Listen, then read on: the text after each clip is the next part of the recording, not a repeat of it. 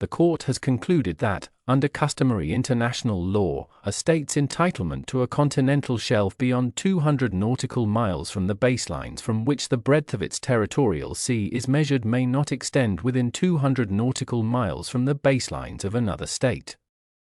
It follows that, irrespective of any scientific and technical considerations, Nicaragua is not entitled to an extended continental shelf within 200 nautical miles from the baselines of Colombia's mainland coast.